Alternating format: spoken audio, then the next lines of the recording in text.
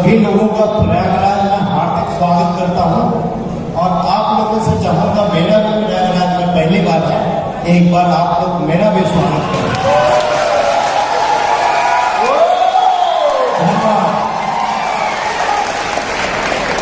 आखिर मेरा वक्त आ गया।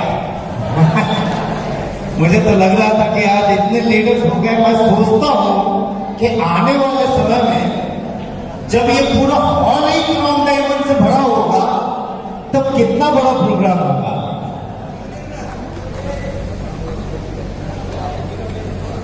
दोस्तों, बहुत अच्छा लग रहा है। पहली बार फर्स्ट टाइम आया हूं मैं प्रयागराज।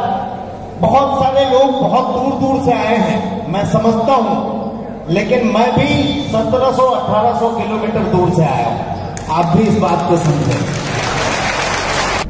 एक स्टोरी में फ्लाइट में आते आते पढ़ रहा था, मैं आप लोगों से शेयर करना चाहूंगा, मुझे बहुत अच्छा लगा। एक बहुत ही विद्वान व्यक्ति एक गांव से गुजर रहा था।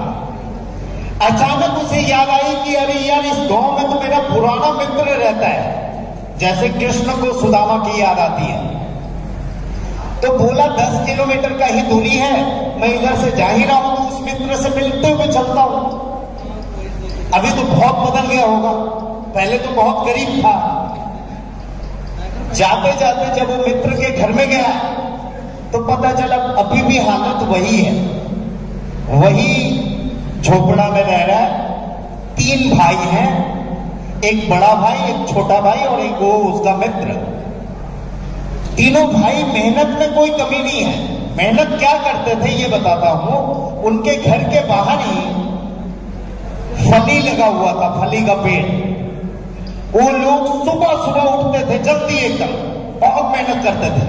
अर्ली मॉर्निंग उठते थे, फली तोड़ते थे और दूर बाजार में जाके बेचते थे। हर दिन का वही कार्य। लेकिन फिर भी घर में इतना पैसा नहीं आता था कि 2 टाइम का रोटी खा सके। अब ये मित्र आ गया वहां। अब इन लोगों ने जो खाना जुगाड़ किया था वो ऐसा था कि 2 ही आदमी खा सकते थे, उससे ज्यादा नहीं खा सकता था। तो बड़े वाले भाई ने ये बहाना बनाया कि मेरा आज उपवास है, और छोटे भाई ने बोला मेरे पेट में गड़बड़ है। ये दोनों बहाने बना के ये दोनों मित्र और ये मित्र दोनों आराम से खाना खाए। तब रात भर उसका बुद्धिमान मित्र सोचता रहा कि आखिर ऐसा क्या है कि लोग मेहनत भी कर रहे हैं लेकिन सफलता तो नहीं मिल रही है। मेहनत तो कर रहे हैं लेकिन सफलता नहीं मिल रही है। उसने क्या किया, रातों रात बाहर जाके वो फली का पेड़ तोड़ दिया, पूरा काट छाट के बराबर करके रातों रात भाग गया। जब गांव वाले आए और ये हालत देखे तो बहुत गालियां दी। बोले तेरे दोस्त कैसा दोस्त है यार, तेरा एक जहां से जीवन यापन चलता था उसी को काट दिया और निकल गया, ये किया वो किया, बहुत सारी बातें। 2-3 साल के बाद वही बुद्धिमान मित्र फिर से उस गांव से गुजर रहा था। बोला चलो देखते हैं क्या हालत है। तो दोस्त के यहां पे जब गया तो देखा वहां झोपड़ी नहीं है, वहां आलीशान बंगला बना हुआ है। जाने के बाद यह भी डर था कि गांव वाले पीटेंगे क्योंकि पेड़ काट के निकल गया था।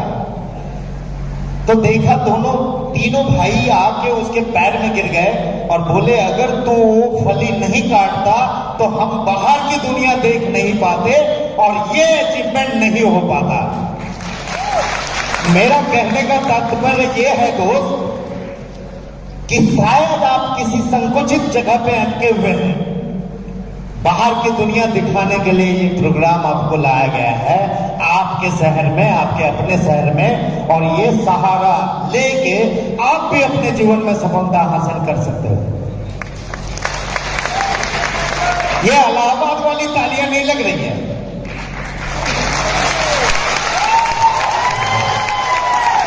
इस साइड वाले नहीं है जोर।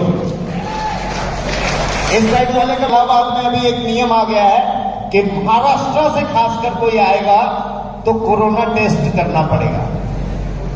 मैं अपना कोरोना टेस्ट 2 घंटे दे के 3 घंटे फ्लाइट में जर्नी करके फिर आपके पास यहाँ पे आया हूँ। मेरी एनर्जी अभी भी बची हुई है। और मैंने भी आपकी तरह कुछ खाया नहीं है।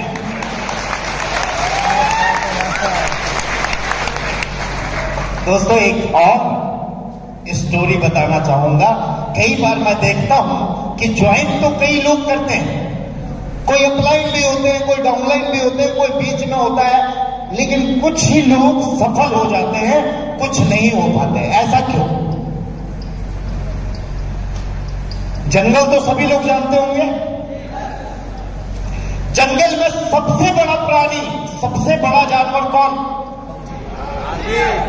कौन? जिराफ।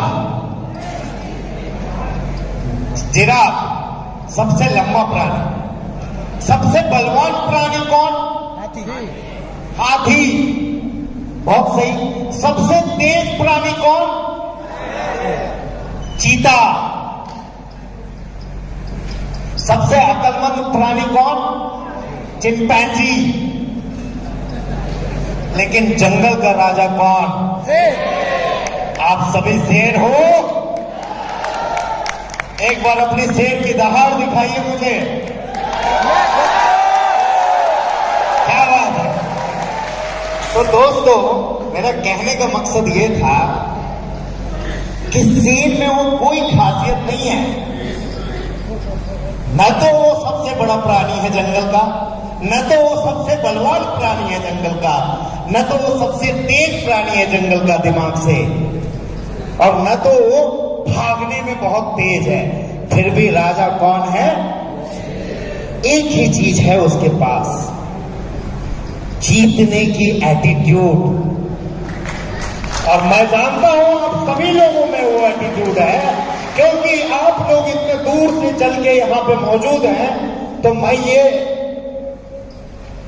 एकदम श्योर हूं कि आज भी कई लोग ऐसे गेट के पास होंगे जिनको बैठने की जगह नहीं मिली होगी, और अगले बार किसी प्रोग्राम में वो यहां क्राउन डायमंड बन के आए होंगे। एक जोरदार क्लैपिंग उन सभी के लिए।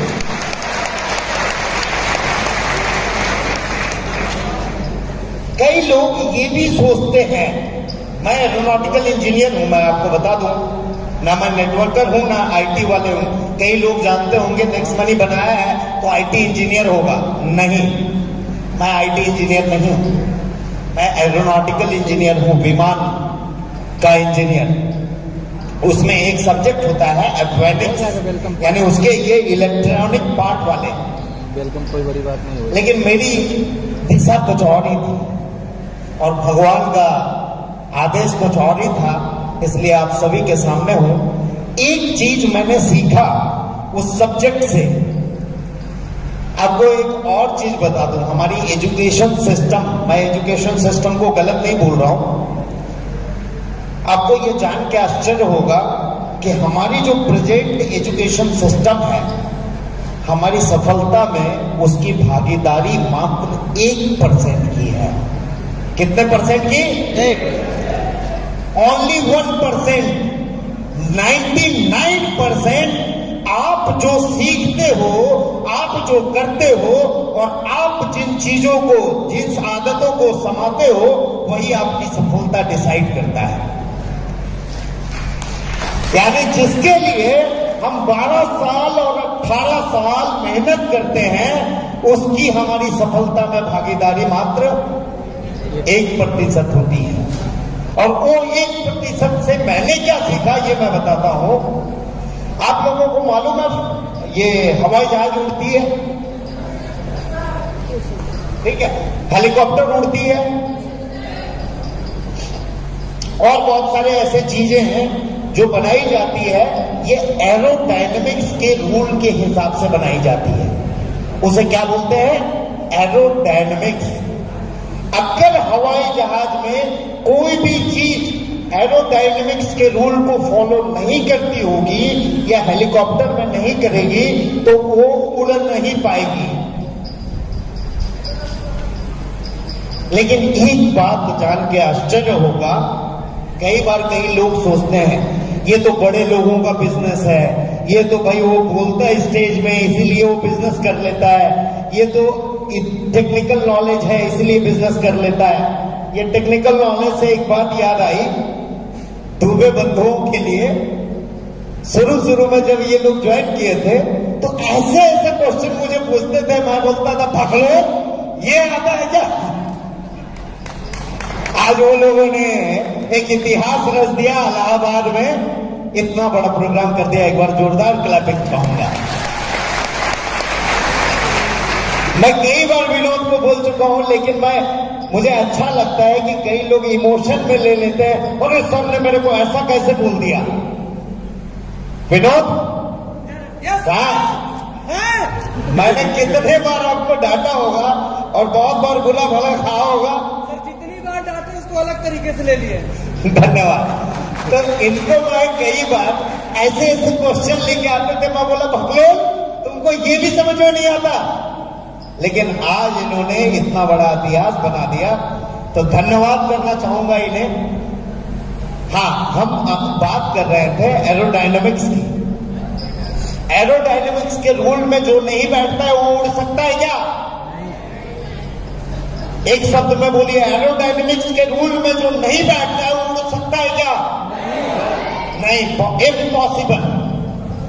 लेकिन एक बात जान के आपको आश्चर्य होगा, भौरे को उड़ते हुए देखा है? Yes sir. भौरा बिल्कुल भी एरोडायनेमिक्स रूल में नहीं बैठता है, फिर भी वो उड़ता है। ये वाली नहीं, इलाहाबाद वाली। क्यों उड़ता है मालूम है? क्योंकि उसे आज तक किसी ने ये नहीं बोला कि तुम यार इस रूल में बैठते ही नहीं हो, तुम उड़ ही नहीं सकते हो। जिस दिन उसे कोई ये मैसेज दे देगा कि तू उड़ नहीं सकता है, उस दिन से भौरा उड़ना बंद हो जाएगा। उसे ये पता है कि मैं उड़ सकता हूं।